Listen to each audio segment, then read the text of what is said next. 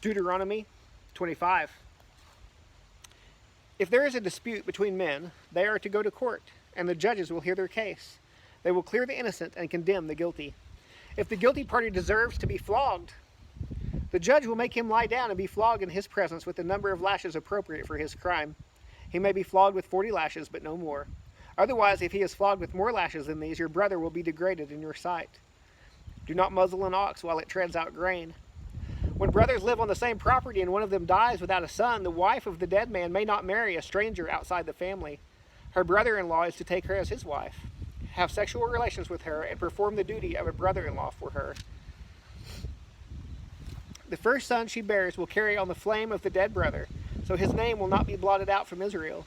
But if the man doesn't want to marry his sister-in-law, she is to go to the elders at the city gate and say, "My brother-in-law refuses to marry to preserve his brother's name in Israel.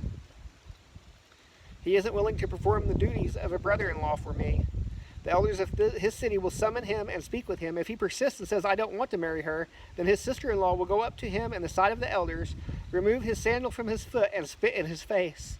Then she will declare, "This is what is done to a man who will not build up his brother's house, and his family's name in Israel will be the house of the man whose sandal was removed." If two men are fighting with each other, and the wife of one steps in to rescue her husband from the one striking him, and she puts out her hand and grabs his genitals, you are to cut off her hand. Do not show pity. Do not have differing weights in your bag, one heavy and one light. Do not have differing dry measures in your house, a larger and a smaller.